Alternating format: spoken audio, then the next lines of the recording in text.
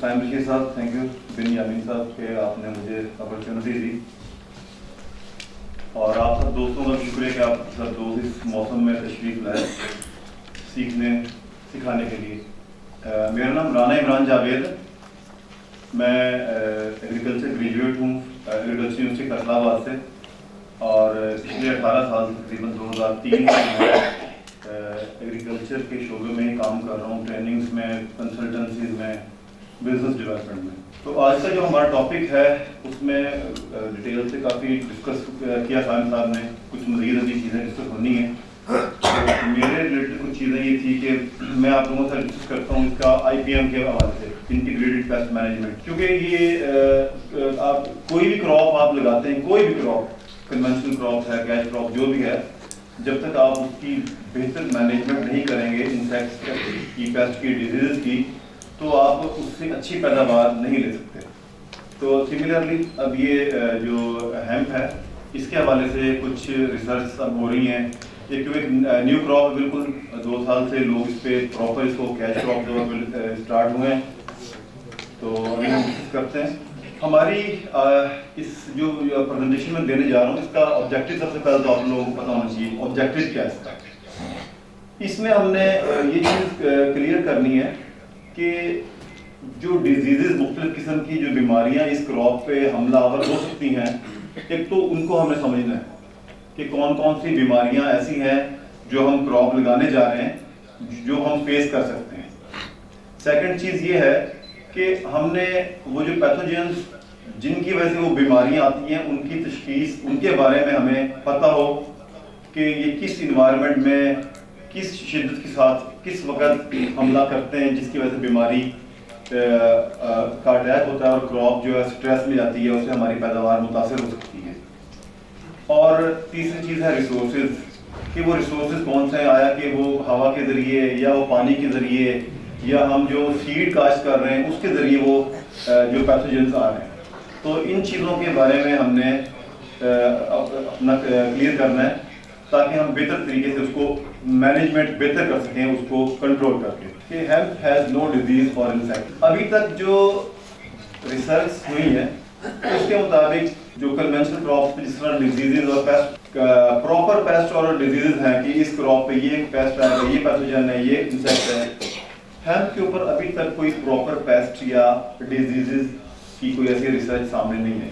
तो ये क्योंकि ये वीड है, एक जड़ी बूटी है जो कि खुद ब खुद उगती है और नेचुरल अल्लाह ताला की तरफ से कुदरती तौर पे इसके अंदर रेजिस्टेंस है बीमारियों के खिलाफ। और ख़ास तौर पे जिन इलाकों में ये उग रही है वहाँ इसका जो क्रॉपिंग जो सिस्टम है, वहाँ हवा का गुजर और वहाँ डेंसिटी पौधों की इस तरीके से होती है कि वहाँ बीमारी उस पर अटैक नहीं करती।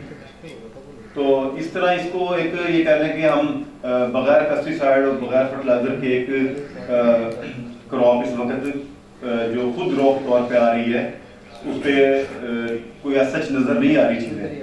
लेकिन जब हम उसको, जैसे साइंस साहब ने बात की थी कि जब हम उसको प्रोडक्शन के लिए लेके जाएंगे ना, उसको जब हम कैश क्रॉप बनाएंगे, उसकी हमने प्रोडक्शन लेनी है बाकायदा, उसकी सीड्स या उसके फाइबर की तरफ जब हम जाएंगे फिर हमें उसकी प्रॉपर मैनेजमेंट करनी पड़ेगी ताकि उसकी हम पैदावार ज़्यादा ले सकें। अब जो अगर एवरेज इसकी जो कैलकुलेशन है ना, इसकी स्टैटिस्टिक्स, उसमें अगर हम इसकी फाइबर की बात करें ना, तो एक अच्छी प्रोडक्शन है ना, वो तकरीबन ये कह लें कि 2.5 से 3 टन, तकरीबन 3000 kg तक अगर उसका फाइबर हम ले रहे हैं तो उस पर एक रीजनेबल हम प्रॉफिट कमा सकते हैं। कि कौन कौन सी चीज़ें हैं, कौन कौन सी बातें हैं जिनको हम स्पेशल फोकस करके अपनी इस क्रॉप को एक प्रॉपर मैनेज करके अच्छी प्रोडक्शन हम ले सकते हैं। सबसे पहले तो हमने ये देखना है कि हम जो क्रॉप लगा रहे हैं उसका हमने आया कि फाइबर हासिल करना है, ऑयल्स या ग्रेन्स।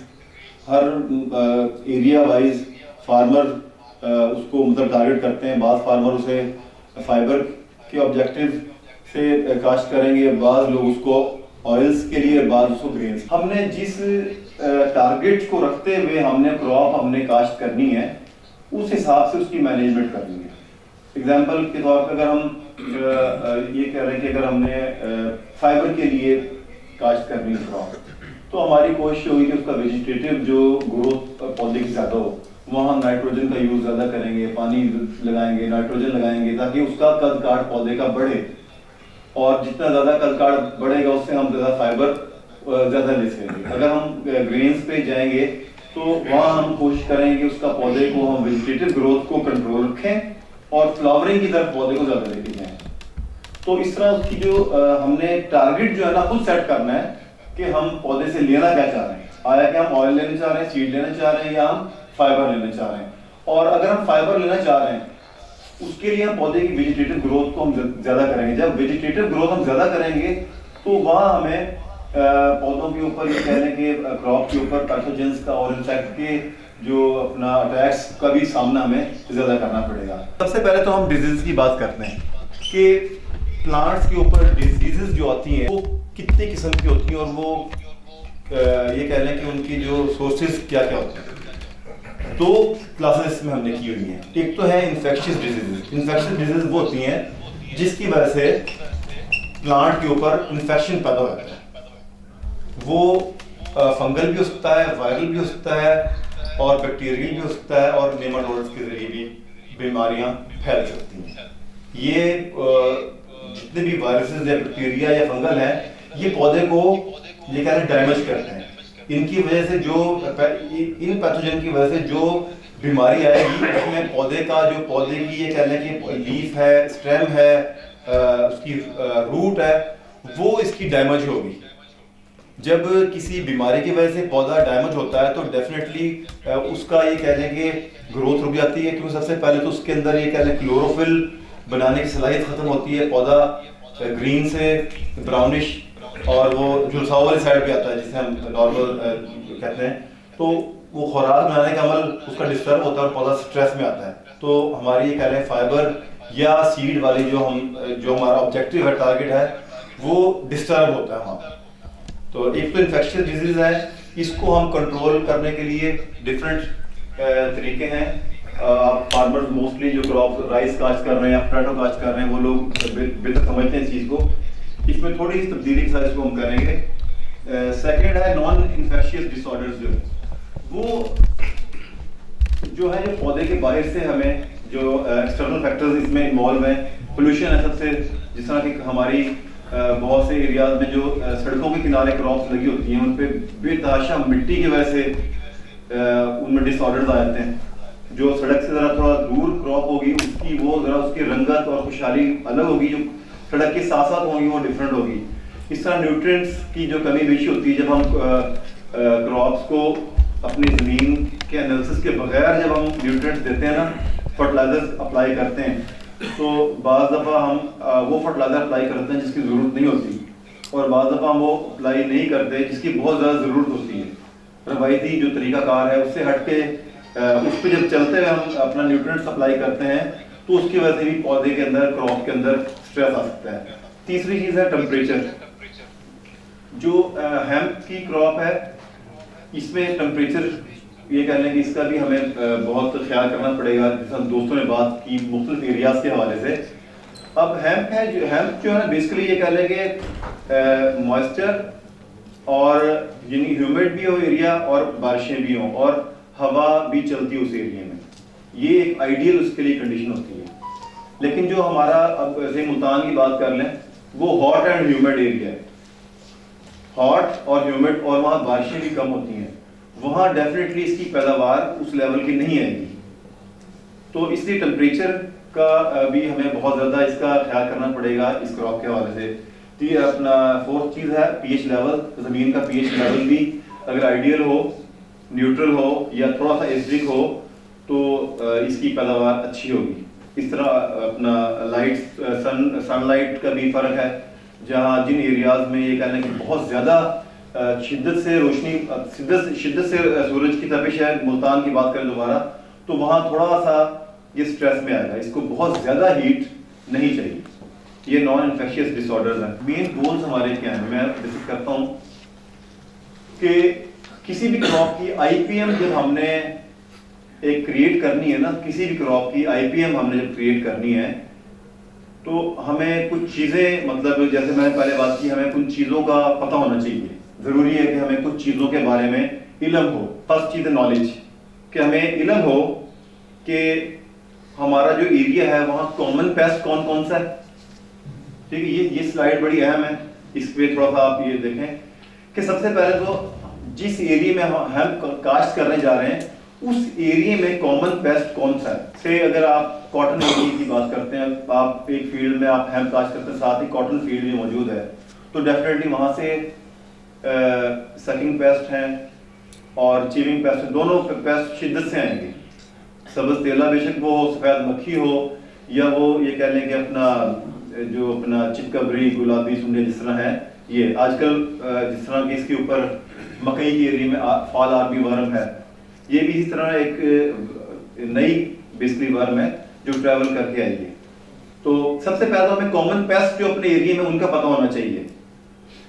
सेकंड चीज ये है कि हमें ये पता हो कि जो पेस्ट अटैक कर रहा है उसका जो थ्रेशहोल्ड लेवल क्या है, कि उसका अगर ये कह लें कि उसकी शिद्दत का हमें पता हो कि इतनी शिद्दत से अटैक करता है तो नुकसान है, और इस शिद्दत से कम अगर अटैक कर रहा है तो उसका नुकसान नहीं है। कॉमन पेस्ट का हमें पता होना चाहिए कि इस एरिया में इस महीने में, जून में, जुलाई में, मंथ वाइज हमें पता हो कि अब कौन सा पेस्ट इस महीने में अटैक करता है क्रॉप वाइज। सेकेंड चीज है प्रिवेंशन, हमने एहतियात क्या करनी है, उसमें ये कि रेजिस्टेंट वैरायटीज हैं उसकी काश्त करनी है। अभी क्योंकि अभी फर्स्ट टाइम पाकिस्तान में आ रही है, तो इसमें जो ये कह लें कि अपना मुख्तलिफ जो गवर्नमेंट की अथॉरिटीज़ है वो इन्वॉल्व होंगी, तो डेफिनेटली वो आपको गाइड करेंगी कौन सी वैरायटीज़ हमने काश्त करनी है जिसके अंदर रेजिस्टेंस ज़्यादा है। उसके बाद जो कल्चर कंट्रोल है उसको हमने अपना मद्देनजर रखना है। कल्चर कंट्रोल, जो पेस्ट या डिजीज जो भी आ रही है उसके लिए हम ऑलरेडी जो कर रहे हैं उसके क्रॉप के हिसाब से इसको हमने प्रैक्टिस करके हमने इसको इम्प्लीमेंट करना है। तीसरी चीज है मॉनिटरिंग, कि जब आपने क्रॉप लगाई है तो इसकी हमने मॉनिटरिंग करनी है रेगुलर बेसिस पे। पेस्ट स्काउटिंग जिसे हम कहते हैं, क्रॉप कॉटन में या राइस में जिसे हम पेस्ट स्काउटिंग करते हैं, यहाँ भी हमने पेस्ट स्काउटिंग रेगुलर करनी है, मिनिमम हफ्ते में एक बार करनी है। और ये कह लें कि इसमें फर्स्ट टाइम क्रॉप जैसे आ रही है, साल 2 साल आपको बहुत ज़्यादा तवज्जो करनी पड़ेगी इसके अंदर। इसको हमें ये कह लें कि 60 माइल पर आवर के हिसाब से, जिस तरह हम कॉटन या राइस की पेस्ट स्काउटिंग करते हैं ना, हमारे फार्मर या हमारे जो टेक्निकल स्टाफ जाते हैं तो बस ऐसे फार्म में गुजरे और जनाब ना पेस्ट स्काउटिंग हो गई। इसमें हमें थोड़ा सा ये कह लें कि तवज्जो से और फील्ड के अंदर जाके पेस्ट स्काउटिंग करनी पड़ेगी, ताकि हमें आइडिया हो कि किस स्टेज पे कौन सा पेस्ट इस पे हमला कर रहा है। उसके बाद ये है कि जब हमें इन चीज़ों का पता होगा, थ्रेशहोल्ड लेवल का पता होगा, पेस्ट का पता होगा, तो उसके बाद हम एक बेहतरीन प्रैक्टिस करके उस पेस्ट को या डिजीज को कंट्रोल करने के लिए जो मार्केट में पेस्टिसाइड्स अवेलेबल हैं या अदर कंट्रोल है, बायोलॉजिकल कंट्रोल्स हैं, वो करके इसको हम कर सकते हैं। और जो लास्ट पॉइंट ये कि असेसमेंट करनी उसके बाद कि आया कि जो हमने फर्स्ट टाइम क्रॉप लगाई है या सेकंड टाइम लगाई है, उसमें जब हमने ये सारे प्रोसीजर के बाद जो हमने प्रैक्टिस की हैं, आया कि उसका जो रिजल्ट है वो कितने % आया। नेक्स्ट हम बात करेंगे कि IPM जब हमने बिल्ड करना है उसके लिए नॉलेज की हम बात कर रहे हैं, तो इसको समराइज अगर करें ना, तो उसमें ये है कि सबसे पहले तो हमें जो बेस्ट ग्रोइंग कंडीशन है वो देखनी पड़ेगी कि इस क्रॉप के लिए बेस्ट ग्रोइंग कंडीशन डेफिनेटली जब ऐसे होगा ना कि जब क्रॉप फर्स्ट टाइम क्रॉप लगेगी, 100 लोग लगाते हैं पूरे पंजाब में डिफरेंट एरियाज में, या पूरे पंजाब सिंध या KP के डिफरेंट एरियाज में, तो पहले साल के बाद ये में अंदाजा हो जाएगा कि कौन सी कंडीशंस ऑप्टिमम है इसके लिए। हमें पहली फसल लेने के बाद अंदाजा हो जाएगा कि इसका टेम्परेचर, इसकी सॉइल कंडीशंस और इसका जो इन्वायरमेंटल कंडीशंस कौन सी बेस्ट हैं। उसके बाद जो डिजीज, इंसेक्ट्स और वीड्स हैं वो एरिया के मुताबिक, जब जिस जिस एरिया में वीड्स डिफरेंट एरियाज में डिफरेंट होंगी, ये नहीं कि हेम्प के अंदर हर जगह एक ही वीड होगी। इसी तरह इंसेक्ट्स का जो ये कहना है प्रेशर होगा, कॉटन एरिया में डिफरेंट होगा, राइस एरिया में डिफरेंट होगा, या आप KP के या पोटोहार के एरिया में जाएं वहाँ डिफरेंट होगा, वहाँ सबसे कम होगा। रीजन ये है कि जो कॉटन एरिया है या जो मल्टी क्रॉप एरिया, जो वेजिटेबल का एरिया है, वहाँ पूरा साल क्रॉप को होस्ट मिलता है, सर्कल करने के लिए ना, तो वो इजीली शिफ्ट करता है क्रॉप टू क्रॉप। तो इसलिए इन एरियाज में जो पेस्ट प्रेशर थोड़ा सा ज्यादा होगा और ज्यादा किस्म के पेस्ट इस पे आएंगे। इसी तरह वीड्स जो वीड्स भी आपकी बिल्कुल इस तरह होंगी, डिफरेंट एरियाज में डिफरेंट वीड्स होंगी और उनके लिए, उनके कंट्रोल के लिए आपको एरिया टू एरिया डिफरेंट आपको टेक्निक्स यूज करनी पड़ेगी। हर एरिया में वो भी डिफरेंट होगा कि जो आपने जो कंट्रोल्स किए हैं उसकी कॉस्टिंग क्या होगी। से किसी एरिया में वीड्स का प्रेशर बहुत ज्यादा है या इंसेक्ट पेस्ट का प्रेशर बहुत ज्यादा है, तो वहां आपका एक्सपेंस भी ज्यादा आएगा वीड्स कंट्रोल करने में और पेस्ट कंट्रोल करने में। जिन एरियाज में वीड्स और पेस्ट का प्रेशर कम होगा वहां उनकी जो कॉस्टिंग है डेफिनेटली कम होगी। उसके बाद हमें क्रॉप की वर्थ का अंदाजा हो जाएगा कि क्रॉप किस लेवल तक हमें आउटपुट दे रही है in shape of revenue. IPM के कुछ कवानीन है, प्रिंसिपल्स ऑफ आईपीएम। जब हमने किसी नई क्रॉप की आईपीएम डेवलप करनी है तो इसमें सबसे पहले तो स्टार्ट क्लीन का मतलब ये है कि जो बीज हमने लेना है वो डिजीज फ्री हो। जो सोर्स डिजीज का, जो अपना सीड का जो सोर्स है वो ऑथेंटिक होना चाहिए और डिजीज फ्री आपने सीड मार्केट से परचेज करना है, क्योंकि मोस्टली जो क्रॉप्स के अंदर डिजीज आती हैं वो सीड बॉर्न है। आप गंदम में चले जाएं, आप गंदम बट वगैरह आप चले जाएं, राइस पे चले जाएं, इवन कि आप पोटैटो में आ जाएं, तो मोस्टली जो डिजीजेज हैं वो सीड बॉर्न है, वो बीज से ही आगे पौधे में आती हैं। तो उसमें ये है कि आप ऐसी वैरायटी लें जो ऑथेंटिक हो और डिजीज फ्री हो। उसके बाद आप सीड को जब आपने काश्त करना है तो ट्रीटमेंट करके काश्त करें। तो सिमिलरली यहाँ भी आप इसको ट्रीट करके सीड को ट्रीट करके काश्त करें। जो इस वक्त मार्केट में जो बेस्ट ट्रीटमेंट मौजूद है वो क्लोथायोडीन प्लस मेटलॉक्सल एक ये मिक्सचर है, जो कि जब सीड को ट्रीट करते हैं ना वो दो किस्म का कंट्रोल देता है आपके क्रॉप के ऊपर। एक तो क्लोथायोडीन की वजह से जो सकिंग पेस्ट हैं वो उस पे इनिशियल स्टेज पे हमला नहीं करेंगे, और जो साथ फंजीसाइड मेटलॉक्सल का मिक्सर साथ है वो उसको बीमारियों के खिलाफ क़ुव्वत मुदाफ़िर देगा। उसके बाद जो इन्वायरमेंटल कंडीशंस हैं वो ऑप्टिमम होनी चाहिए। जो इसकी प्रोडक्शन टेक्नोलॉजी भी साइंस साहब बताएंगे, उस हिसाब से आपने इसका जो टाइम फ्रेम है, इसका जो हमारे एरिया के हिसाब से जो स्टार्टिंग टाइम है ना वो 15 मार्च है स्टार्टिंग टाइम। अब 15 मार्च से लेके 15 अप्रैल तक ये काश्त होगी। तो वो एरिया वाइज डिफरेंट होगी कि किसी एरिया में 1 अप्रैल को अगर काश्त हो तो बेहतरीन रिजल्ट देगी, किसी एरिया में 15 अप्रैल को काश्त हो तो बेहतरीन रिजल्ट देगी, और किसी एरिया में 15 से 20 मार्च को अगर काश्त किया जाए तो ये बेहतरीन रिजल्ट देगी। तो इसलिए आपने इन्वायरमेंटल कंडीशंस को देखते हुए इसकी जो सोइंग टाइम है वो भी ऑप्टिमम इसका रखना है। उसके बाद आपको बेस्ट एक्शन जो रिक्वायर है उसका पता होना चाहिए। वो आप डेफिनेटली फर्स्ट टाइम कोई क्रॉप लगाएंगे वहां आप एक्सपीरियंस करेंगे, उसके बाद नेक्स्ट क्रॉप पे आपको अंदाजा हो जाएगा कि कौन सा एक्शन बेस्ट है जिससे हमने इसे मैक्सिमम बेनिफिट ली। डिजीजेस डिफरेंट किस्म की हैं जो डिफरेंट क्रॉप्स पे आ रही हैं। हेम्प पे कोई प्रॉपर डिजीज अभी ये कह लें कि क्योंकि क्रॉप इसको प्रॉपर एक कन्वेंशनल क्रॉप के तौर पर नहीं लिया गया तो प्रॉपर इस पे सच रिसर्च नहीं है, लेकिन इस पे जो कुछ ऐसे पैथोजेंस जो इस पे इजीली अटैक करते हैं उनको देखा गया है। उस हवाले से मैं बात करता हूँ आपसे। सबसे पहले तो जब पौधे को आपने ट्रांसप्लांट करना है, जैसे साइंस ने बताया कि इसकी दो टेक्निक हैं, एक तो डायरेक्ट सीड के जरिए और एक दूसरी है कि आप सीडलिंग बना के पनीरी वाला सिस्टम है। जब अगर डायरेक्ट सीड के जरिए इसको करेंगे तो आपको ये कह लें कि थोड़ा सा उसके अंदर रेजिस्टेंस ज़्यादा होगी, लेकिन जब पनीरी के जरिए अगर आप अपनी क्रॉप करते हैं, ये कह लें कि उसको आप पनीरी को ट्रांसप्लांट करते हैं फील्ड के अंदर, तो जो टाइम ड्यूरेशन होगा ना, वो जब ट्रांसप्लांट का जो टाइम होगा ट्रांसप्लांट करने के बाद वो जो 7 से 8 दिन होंगे वो बड़े अहम होंगे। उस दौरान पौधा स्ट्रेस में आएगा क्योंकि उसने इन्वायरमेंट उसका चेंज होगा ना। पौधा पहले बीज से खुराक ले रहा है, क्योंकि कोई भी बीज आपको पता है बीज फूड फैक्ट्री होती है पौधे की। इनिशियली सबसे पहले पौधे ने अपने बीज के अंदर से खुराक लेनी है। जब पौधा रूट्स बनाएगा तो उसके बाद वो ज़मीन से खुराक लेना शुरू करता है। सेकंड चीज़ है डैम्पिंग ऑफ रूट रॉट्स। जिस एरिया में ऑलरेडी आप कन्वेंशनल क्रॉप्स यूज़ कर रहे हैं वहाँ ऑलरेडी जर्म्स मौजूद होते हैं, पैथोजेंस मौजूद होते हैं। हमारे ये कह लें कि पैथोजेंस का एक तो मेन सोर्स है पानी है।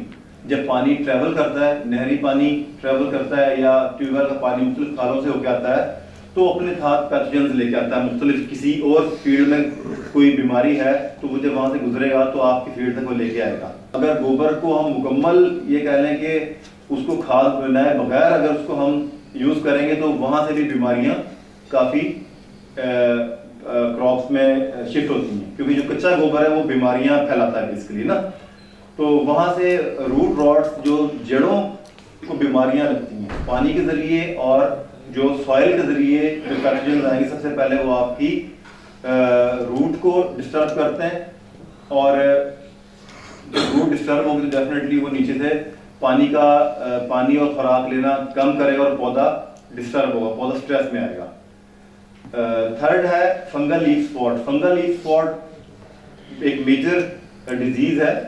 गो के भी इसका बहुत ज्यादा प्रेशर नहीं है, ये नहीं कि बहुत ज्यादा कहीं नजर आता है, लेकिन जो चंद एक डिजीजेस नजर आई हैं हेम्प के ऊपर, उसमें एक ये फंगल लीफ स्पॉट की बीमारी भी है, जिसमें पौधे के ऊपर फंगस की वजह से दायरा-नुमा निशान बन जाते हैं और वो आस्ता निशान फैलते जाते हैं और पूरा पत्ता और उसके बाद पूरा पौधा आपका विल्ट कर जाता है, मुरझा जाता है। इसके ऊपर वाइट मोल्ड आती है। वाइट मोल्ड एक फंगस है, ये फंगस की एक किस्म है बेसिकली, और ये जो कह लें कि इसको हॉट एंड ह्यूमिड जो इन्वायरमेंट है ना, ये इसका फेवरेट तरीन इन्वायरमेंट है वाइट मोल्ड के लिए।